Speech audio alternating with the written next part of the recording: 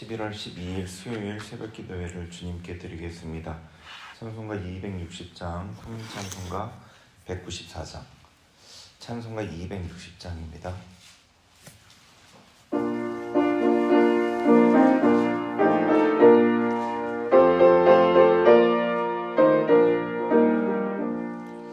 우리는 죄에서 구하시러 주에서 십자가 지셨으니 기쁘게 부르세 할렐루야. 나 구원 얻었네. 찬송하세 찬송하세 주님 나를 구하셨네. 찬송하세 찬송하세 주가 구원하셨네.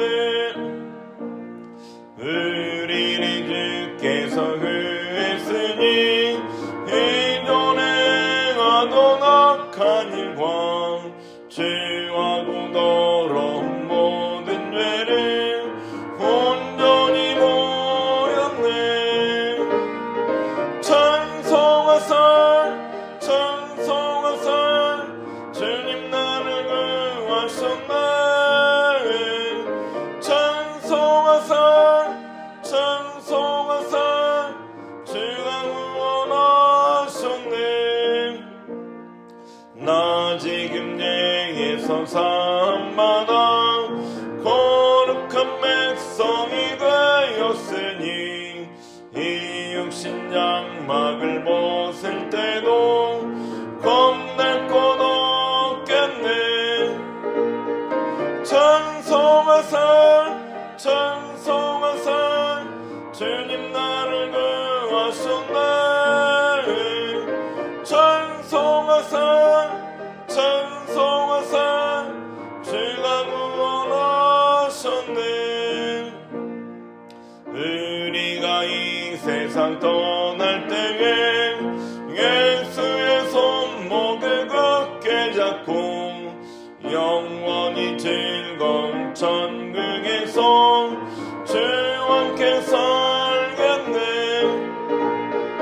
찬송하세 찬송하세 주님 나를 구하셨네.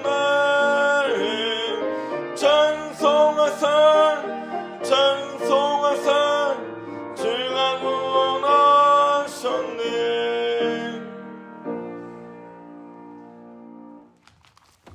찬송가 313장, 통일찬송가 352장, 313장입니다.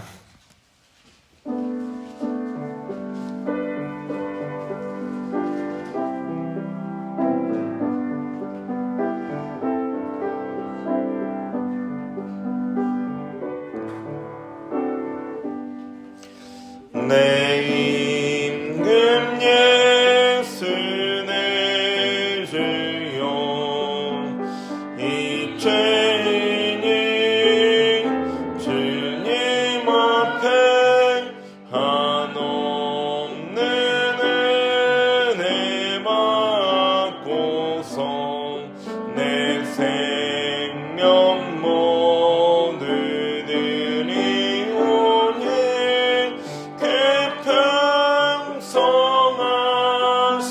평성하시는 종을 주 내게 내려 주소서. 내 임금 예수 내 주여 내 허물을 덮으시고 주 십자가에 흘리신 그 피를 믿는 마음 보사 내 정한 죄를 사하여 참 평안한 맘 주소서. 내 임금 예수 내 주여 주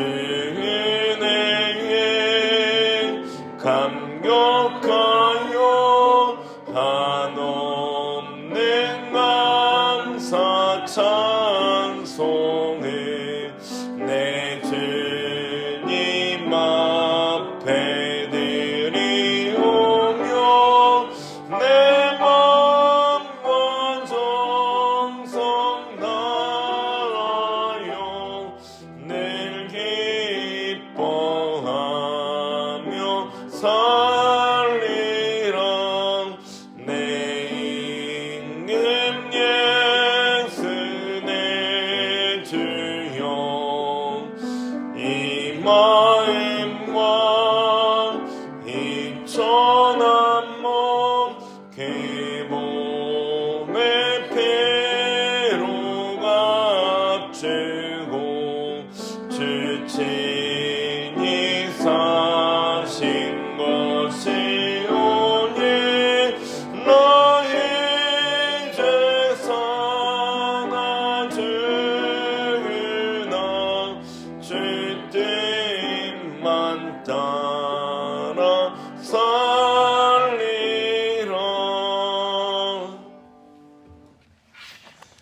오늘 우리에게 주신 하나님 말씀은 요한계시록 7장입니다.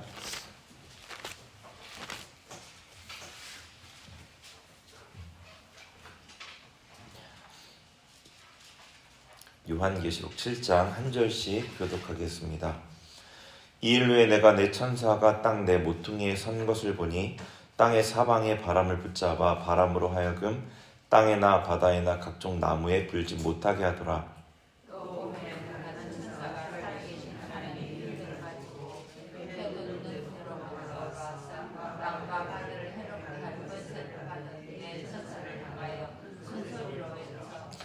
이르되 우리가 우리 하나님의 종들의 이마에 인치기까지 땅이나 바다나 나무들을 해하지 말라 하더라.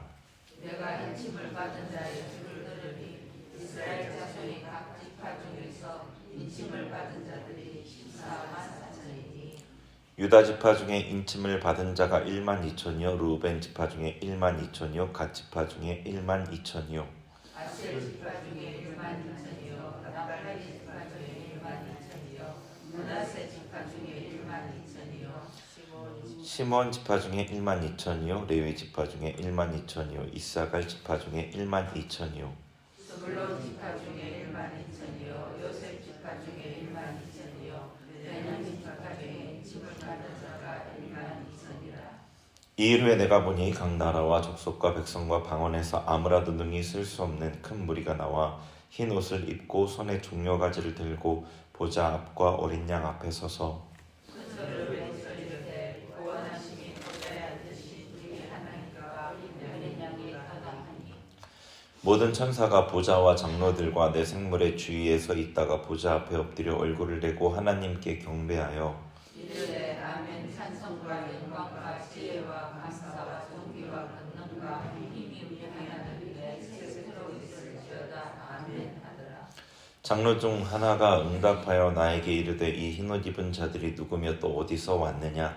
내가 말하기를 내 주여 당신이 아시나이다 하니 그가 나에게 이르되 이는 큰 한란에서 나온 자들인데 어린 양의 피에 그 옷을 씻어 희게 하였느니라.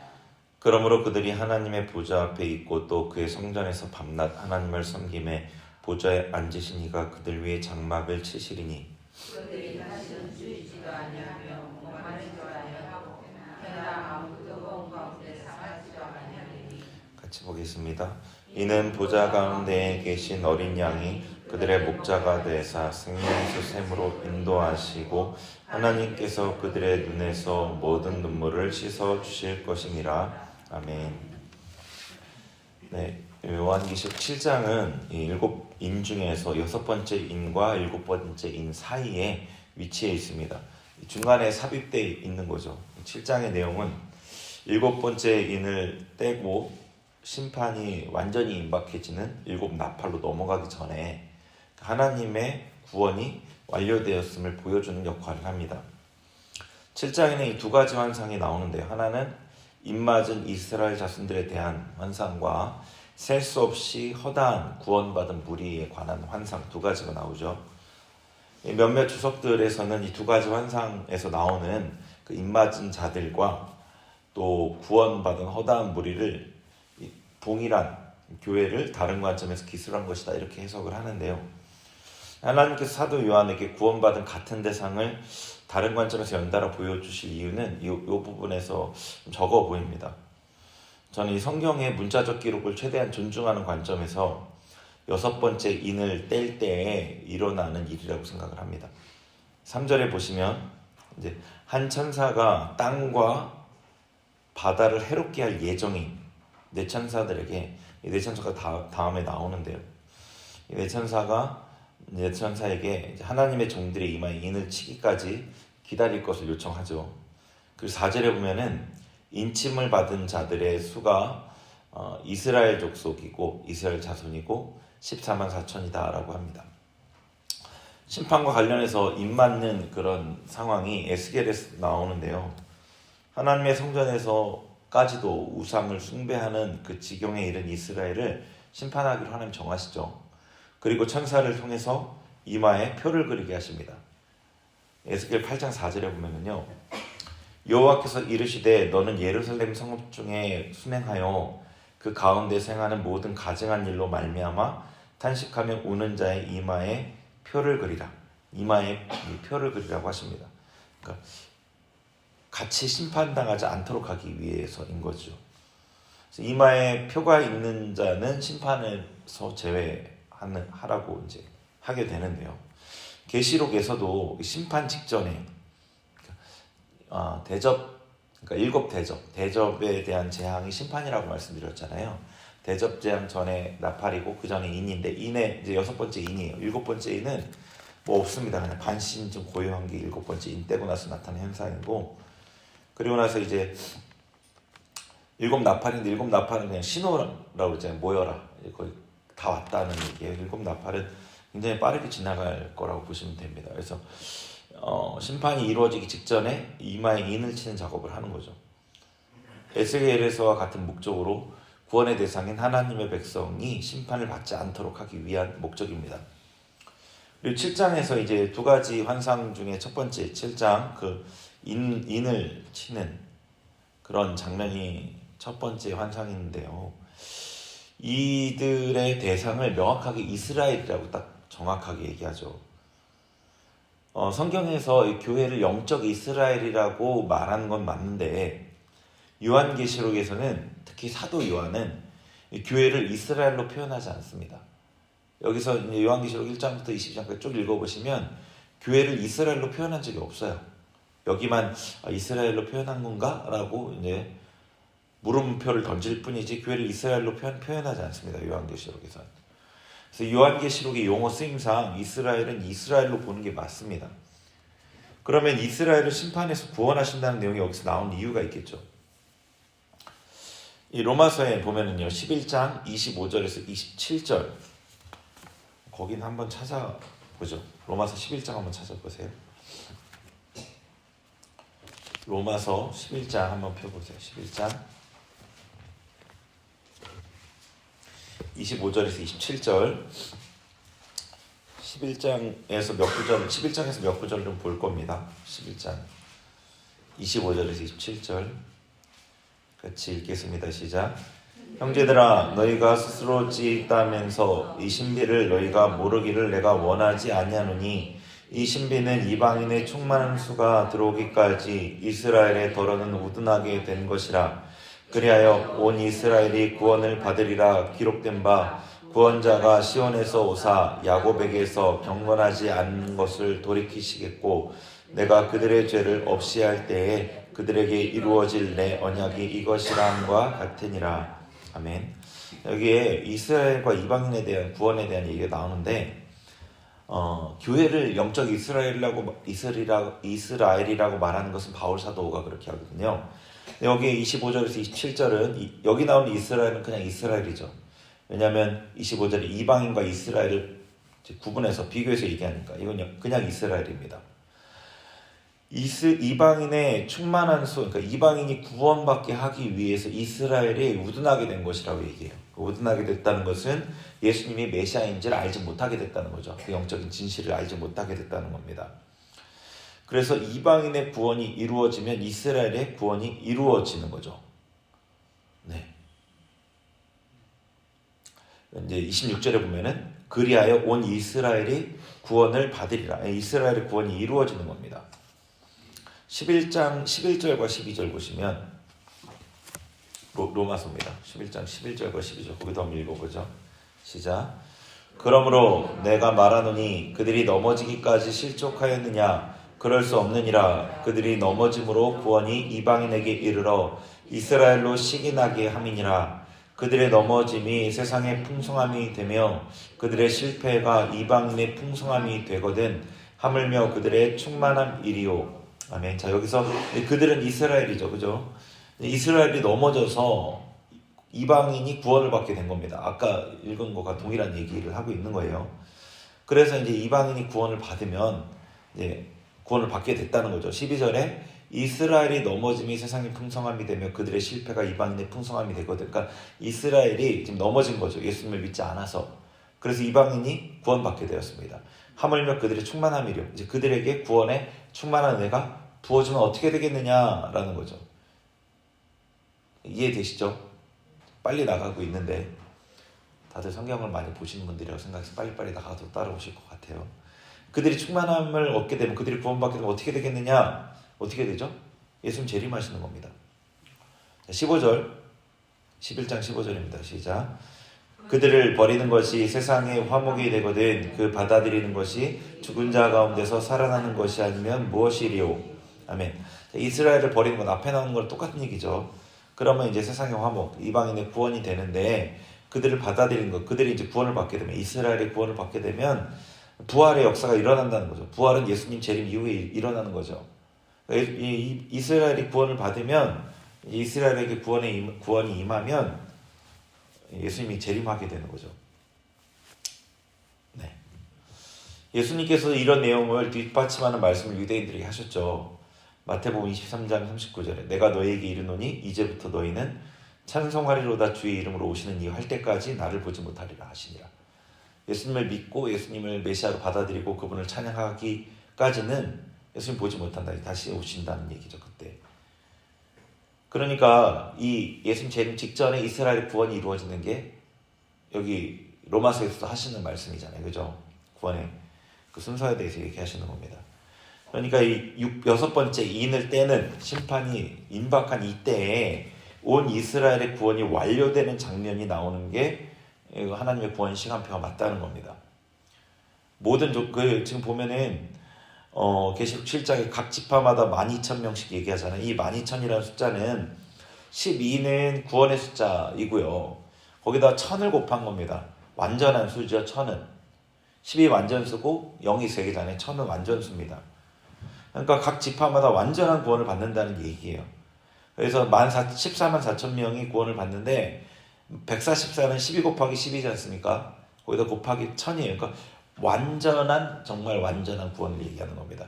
이 14만 4천이라는 거 144, 10이라는 숫자는 요한계시록 굉장히 많이 나와요. 다 구원의 수를 얘기하는 거, 완전한 구원을 얘기하는 겁니다. 뭐 이제 딱 한 명 한 명 생겨서 12,000명이가 아니라 완전한 구원이 이루어졌다는 뜻이거든요. 온 이스라엘 구원하시겠다라고 했던 그 로마서의 그 말씀이 여기서 이제 성취가 되는 거죠. 온 이스라엘의 구원을 받는 겁니다. 완전한 구원이 이루어지는 거죠. 지금 우리는 유대인들이 예수님을 믿고 있다는 소식을 듣고 있어요. 들으시죠? 유대인들이 예수님께 회심한다는 얘기. 예전에 비해서 급격하게 예수님을 믿는다고 합니다. 제가 찾아보니까 한 18,000명 정도 메시아닉 주라고 하잖아요. 예수님을 믿는 유대인들이 있더라고요. 인구 중에 1.8%래요. 그러니까 아직은 뭐 예수님께 회심했다고 말할 정도는 아닌데 어쨌거나 성경에서는 유대인의 회심과 예수님의 재림을 아주 연관시켜서 얘기하고 있다는 거죠. 자, 그 다음에 어쨌거나 우리는 지금 예수님의 재림이 가까웠다는 것을 알 수 있는 시기입니다. 뭐 아직 온전한 구원이 이루어지는 것 보지 못했지만 유대인들이 회심하는 것 온전한 회심 보지 못했지만요. 자, 그 다음에 두 번째 환상이 나오죠. 두 번째 환상은 계시록 7장 9절인데 여기 보면 2일 후에 내가 보니 이렇게 되어 있습니다. 이런 표현들이 계시록에 여러 번 나오는데요. 이거는 뭐 앞에 환상을 봤잖아요. 유대인들이 회심하는 환상을 봤습니다. 그 다음에 2일 후에 내가 보니입니다. 이걸 보다가 또 다른 걸 갑자기 보는 거예요. 그러니까 시간적인 연관성은 없을 수도 있는 거예요. 여기에는 그냥 시각이 전환되는 거예요. 이걸 보다가 갑자기 이걸 보는 겁니다. 네, 이제 각 족속과 백성과 방언에서 아무라도 능히 셀 수 없는 큰 무리가 흰 옷을 입고 손에 종려가지를 들고 보좌 앞과 어린 양 앞에 서서 큰 소리로 하나님을 찬양하는 그런 모습이 나오죠. 그리고 이들이 하나님 앞에서 하늘 보좌 앞에서 찬양을 하는데 천사, 장로, 네 생물도 함께 경배하고 찬양합니다. 이 사람들이 어떤 사람이냐, 장로가 13절에 물어보죠. 사도 요한한테 이 흰 옷 입은 자들이 누구냐, 어디서 왔느냐. 그러니까 14절에 사도 요한이 모릅니다. 당신이 알죠. 그랬더니 이 사람들은 큰 환난에서 나오는 자들이고 어린 양의 피에 그 옷을 씻어 희게 한 사람들이다 라고 말합니다. 예전에 그러니까 13장을, 그러니까 7장을 해석할 때 이 교회 휴거다 이런 얘기를 하는 그런 해석들이 있었죠. 근데 이거는 아무리 봐도 휴거라고 볼 수가 없어요. 휴거라고 볼 만한 어떤 근거가 없습니다. 그게 좀 잘못된 해석입니다. 여기서 이제 구원받은 사람들이 하늘에서 예배를 드리니까 이 휴거다 이렇게 해석을 했던 것 같아요. 저도 그 해석을 자세히 들어보진 않았는데, 근데 어쨌거나 여기는 휴거라고 해석할 그런 그게 없습니다. 문맥적으로. 그리고 계시록에서는 교회가 환난을 통과해야 될 것이라고 말씀하시고요. 교회는 환난을 인내함으로 믿음을 증명하는 공동체라는 게 성경 전체의 주장과 같은 맥을 같이 합니다. 그러니까 여기는 휴거는 아닙니다. 어쨌거나 이들의 정체에 대해서 중요한 부분은 큰 환난에서 나오는 자들이라는 것입니다. 큰 환난을 어떤 주석에서는 교회 역사 전체에 겪는 환난이다 라고 해석하시는 분들도 있더라고요. 주석에. 그런 주석들이 종종 있는데 그렇다면 그냥 환난이라고 표현을 해야 되겠죠. 특별히 큰 환난이라고 표현하는 게 어울리지 않습니다. 그리고 이 큰 환난 앞에는 정관사가 붙어 있거든요. 그 큰 환난입니다. 정관사가 붙어 있어요. 여기는. 그렇기 때문에 그 환난인 겁니다. 예수님 재림 전에 있을 환난. 마태복음 24장 21절과 22절에 보면은요. 이는 그때에 큰 환난이 있겠음이라. 창세로부터 지금까지 이런 환난이 없었고 후에도 없으리라. 그러니까 이 큰 환난은 역사적으로 있었던 적이 없는 환난인 겁니다. 22절에 그날들을 감하지 아니하면 모든 육체가 구원을 얻지 못할 것이나 그러나 택하신 자들을 위하여 그날들을 감하시리라. 그래서 이 그날을 감하지 않았다면, 그대로 그 큰 환난을 모든 사람들이 겪었다면 아무도 구원을 받지 못할 건데, 그래도 하나님의 백성을 구원하시기 위해서 그날을 줄이셨다는 겁니다. 감하셨다. 일곱인의 징조 다음에 일곱 나팔로부터 환란이 시작이 되고요. 그 다음에 일곱 대접은 심판의 환란이 진행이 됩니다. 그래서 일곱 대접의 재앙은 그냥 심판이고 진노이기 때문에 더 이상 구원이 없습니다. 그때는요. 그래서 이 계시록 14장 거기, 그리고 공관복음의 내용과 이제 같이 연관해서 봤을 때 일곱 대접 재앙 전에 하나님의 백성을 데려가시는 사건이 있다고 봐야 되는 거죠. 그때 나중에 14장은 볼 수 있을지 모르겠는데 하여튼 거기에 그 하나님의 백성을 데려가는 장면이 나옵니다. 큰 환난을 감하셨다는 것은 성도가 대접 재앙에 들어가지 않는다는 뜻이라고 볼 수 있고요. 큰 환난에서 나오는 자들이라는 이 표현이 이 성도가 하나님의 진노 아래 들어가지 않는다는 거죠. 하나님의 진노 아래 들어가면 모든 게 끝이니까 그 전에 그들이 구원을 받는다는 겁니다. 7장의 앞부분에서는 이 땅에서 이루어지는 이스라엘의 구원을 보여주시고, 뒷부분은 구원받은 무리들, 이스라엘과 이방인을 포함한 하나님의 백성들, 구원받은 하나님의 백성들이 하늘에서 하나님 앞에 찬양하고 경배하는 장면을 사도 요한에게 미리 보여주신 것이라고 볼 수 있습니다. 땅에서의 구원과 하늘에서의 찬양입니다. 근데 왜 이게 이 시간적으로 앞에 있는 얘기를 왜 갑자기 여기 갖다 끌었었느냐? 그거는 이제 구원이 완성돼야 되는 거거든요. 이 하나님의 심판 이전에 구원이 완성돼야 되기 때문에 이때 그걸 보여주는 거죠. 구원이 완성됐다. 하나님의 구원이 완성됐다. 이제는 본격적인 심판이 시행된다는 거죠. 예수님께서는 시대의 표적을 분별해야 한다고 하셨죠. 지금 우리가 사는 이 시기를 보는 영적인 눈이 있어야 합니다. 예수님의 재림이 가까운 시대이죠. 하나님의 심판이 가까운 시대. 이제 더 이상 늦출 수 없습니다. 심판을 우리도 준비해야 하는 거죠. 하나님의 심판대 앞에 서기를 준비해야 하는 겁니다. 그러나 그럼에도 우리 앞에 심판과 환난이 기다리고 있어도 여기서 분명히 알 수 있는 것은 하나님께서는 하나님을 의지하는 자, 하나님을 신뢰하는 자, 하나님을 붙드는 자, 하나님의 백성은 반드시 구원하신다는 거죠. 그렇기 때문에 우리가 그 믿음 가운데 두려워하지 않을 수 있습니다. 이런 믿음 가운데 하나님을 신뢰하면서 이 땅을 향한 눈을 들어서 하늘을 바라보고 다시 오실 예수님을 맞이할 준비, 심판을 준비하는 우리가 되어야겠죠. 같이 기도하겠습니다.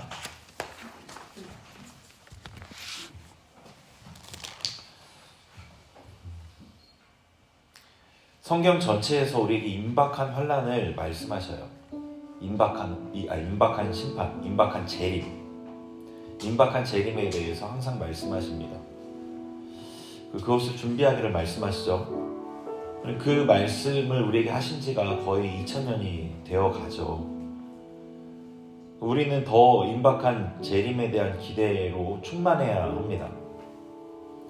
그리고 계시록의 말씀을 볼 때 우리 시대가 얼마나 재림이 가까운지 그걸 우리가 알 수 있습니다. 단지 이 성경을 보지 않아도 우리는 그냥 피부로 느끼고 있죠. 근데 우리가 그거를 외면할 뿐이죠.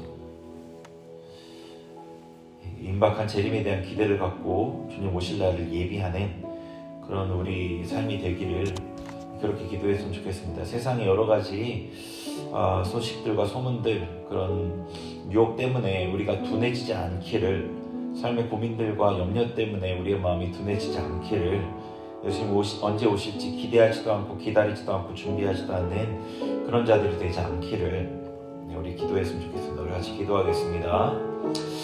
하나님 아버지, 주님 앞에 기도하며 나아갑니다. 주님께서 오실 날이 가까웠음을 우리가 기억하게 하여 주옵소서. 그리하여서 예수님 만나기를 기다리고 기대하고 준비하면서 기쁘게 주님 오실 날을 맞이할 수 있는 그런 자들 되게 하옵소서. 주님이 오신다 말씀하셨는데 정말로 임박하였음을 우리가 말씀을 통해 확인합니다. 그 이전에 우리 이 신앙 양심으로 우리 영이 그것을 우리에게 알려줍니다. 주님 기다리며 준비하게 하시고, 이제는 눈을 돌려 하늘을 보게 하시고, 이제는 마음을 돌이켜 회개하게 하시고, 이제는 예수님만 붙들며 그분만을 앙망하게 하여 주옵소서. 주님, 우리에게 그런 은혜를 주옵소서. 우리에게 그런 은혜를 주옵소서. 우리 국내외 선교지, 그리고 북한을 위해 기도하겠습니다. 주님 다시 오실 날을 준비하는 선교사님들, 열방의 복음을 전파하는 우리 선교사님들, 또 북한 땅에 고난당한 우리 형제 자매를 위해서 같이 기도하겠습니다. 하나님 아버지, 주님 국내외에서 열심히 하나님의 복음을 들고 예수님 다시 오실 길을 예비하느라 분투하시는 선교사님들을 위해 기도합니다. 선교사님들 한 분 한 분을 축복하오니 그들에게 성령으로 충만하게 하시고 그들의 사역을 통해 하나님의 나라가 확장되며 주님 다시 오실 길을 예비하며 앞당기는 사역이 되게 하여 주옵소서. 북한 땅을 위해 기도합니다. 그곳에서 아버지 고통 가운데 주님의 이름을 부르며 주님이 다시 오심을 간절히 소망하는 그 성도들을 기억하여 주시고 그들을 주장하시고 붙들어 주시고 보호하여 주셔서 하나님의 뜻을 북한 땅에도 온전히, 하나님의 은혜를 북한 땅에도 온전히 흘려보낼 수 있고 이루어지게 하는 통로 되게 하여 주옵소서. 주님을 찬양합니다. 주님의 뜻을 이 땅 가운데 온전히 이루어 주옵소서.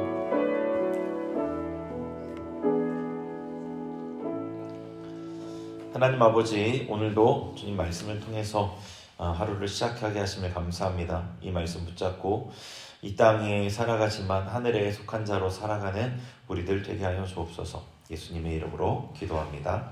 아멘.